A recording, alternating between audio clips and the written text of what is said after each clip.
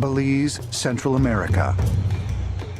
In 1924, British adventurer Frederick Mitchell Hedges traveled here with his daughter Anna to explore the ruins of the ancient Mayan city of Lubantun.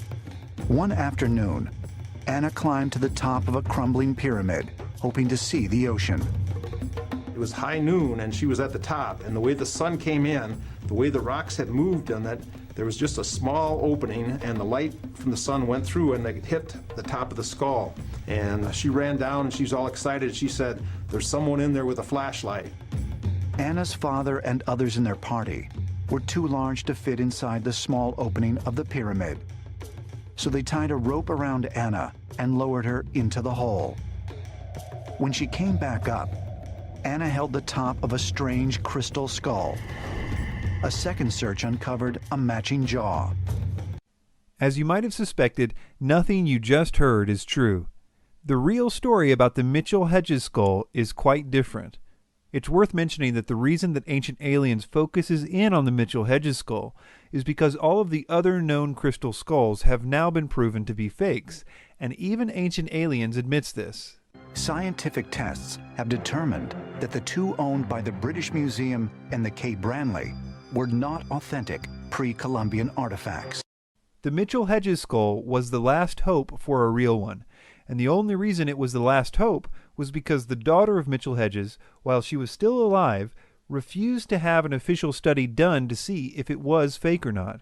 Rather than that, she toured around with it in New Age conventions and the like until she recently died. Her widower, however, in 2007, took it to the Smithsonian Museum for Natural History, where extensive testing was done on it. It was found to be a fake, just like the others. I'm not sure if Ancient Aliens produced this episode before or after 2007, but I suspect that they wouldn't have cared much either way. The real history of the Mitchell Hedges skull starts with another crystal skull that was in the British Museum, which the forger of the Mitchell Hedges skull copied it from. The British Museum acquired a crystal skull in 1898, at a time right after tools were first invented that made it possible to carve crystal skulls like these. We now know it was also a time when a lot of fake crystal artifacts were sold to museums. The British Museum skull, which has its own dubious history, was later found to be fake too. But in the 1930s, it was still believed to be genuine, and it was proudly displayed in the museum. Based on research done on the Mitchell Hedges skull by the Smithsonian Museum, it was concluded that the forger of the Mitchell Hedges skull copied the one in the British Museum in order to make his work seem more authentic. The Mitchell Hedges skull was first owned by a man named Sidney Burney, who we have records of trying to sell it to various people unsuccessfully for 10 years before this. He finally sold it to a member of the general public at a Sotheby's auction in London in 1943. That member of the general public was Frederick Mitchell Hedges. We actually have the letter that Mitchell Hedges wrote to his brother directly after purchasing the skull at the auction, in which he expresses his excitement about his new purchase. This will be important later. 5 years later, though, in a local paper, he was claiming that he found the skull himself in a daring expedition to Central America. Mitchell Hedges was a renowned storyteller and often sold his fanciful stories to Hearst newspapers. For example, Mitchell Hedges was a fisherman by trade, so he would have tales of him catching previously undiscovered animals, fighting off sea monsters, tales of man-eating sharks, as well as your average big fish stories.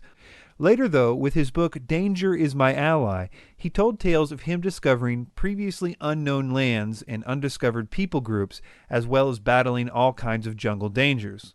Later on, people would write editorials that had been to the areas that he said he went to and publicly debunked him. Mitchell Hedges was also shown to hoax an odd situation involving a supposed robbery and several shrunken heads. He even lost a very public libel suit concerning this. But all of this only scratches the surface of the deceit that surrounds the Mitchell Hedges skull. First of all, none of the stories about the discovery of the Mitchell Hedges skull match each other, and all of them contradict the letter that he sent to his brother in 1943, which clearly says he bought it at an auction. It says, "The collection grows and grows and grows. You possibly saw in the papers that I acquired that amazing crystal skull that was formerly in the Sidney Burney collection. It is fashioned from a single block of transparent rock crystal, exactly life-size. Scientists put the date at pre-1800 BC, and they estimate it took 5 generations, passing from father to son to complete. It is anthropologically perfect in every detail, a superb piece of craftsmanship. There is only one other in the world known like it, which is in the British Museum, and it is acknowledged to be not so fine as this. Many years later, when this letter surfaced, his adopted daughter Anna tried to explain the discrepancy between these stories this way on her website. Quote, in 1943, Mitchell Hedges got embroiled in another controversy that still rages in some quarters to this day. In times before burglar alarms, it was not unusual to leave valuable items with friends if one was going away for long periods of time. Mitchell Hedges did this with a school friend, Sidney Burney, who had always shown an interest in the crystal skull. However, in 1943, Burney inexplicably put the crystal skull up for auction at Sotheby's in London.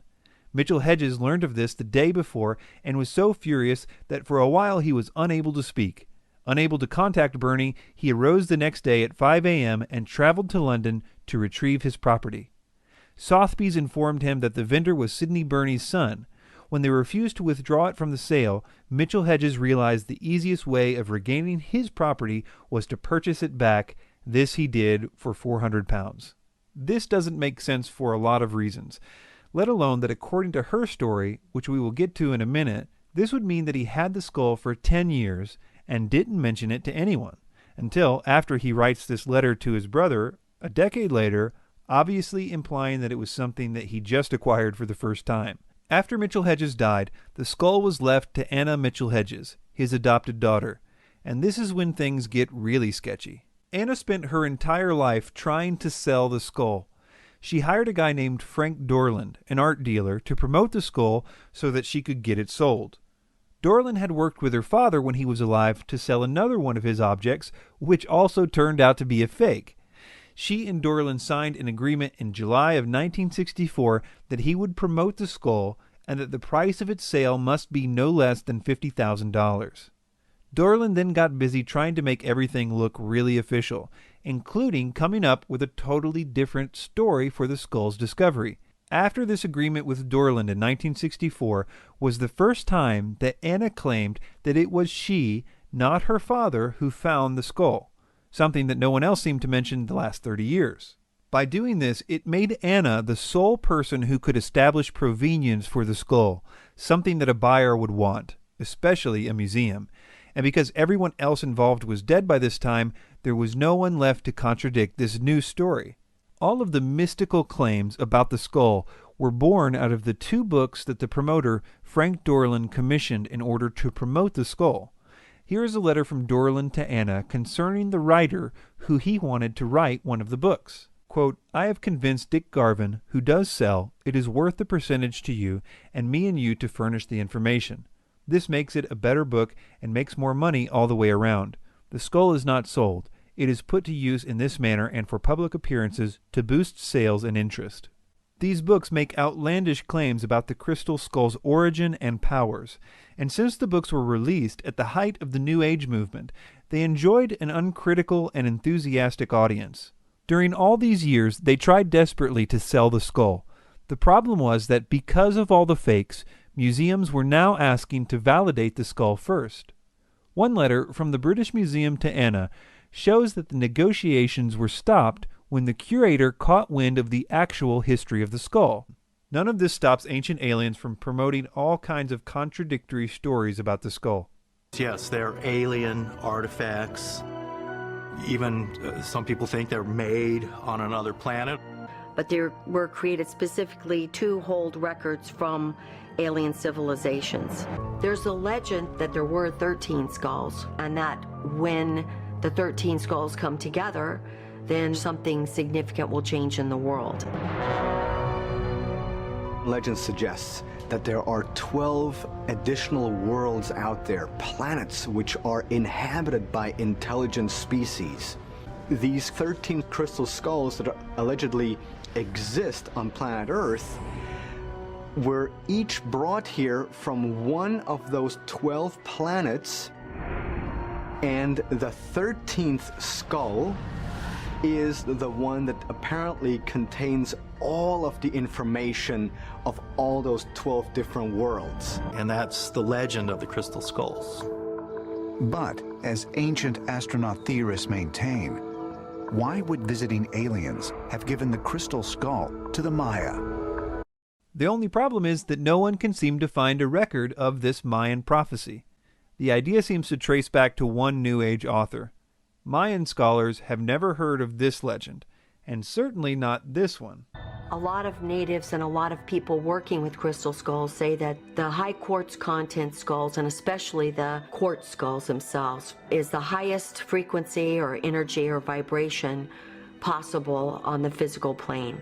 And so a lot of native people kind of worshipped or took care of these objects because they knew that they had or felt that they had the highest energy possible on the earth plane.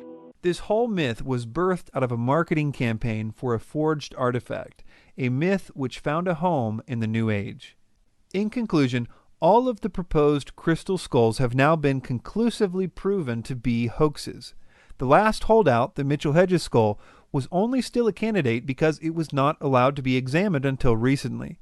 Its history is full of greed and lies, and its genuineness could only be accepted by the most dedicated devotee given the facts we now know.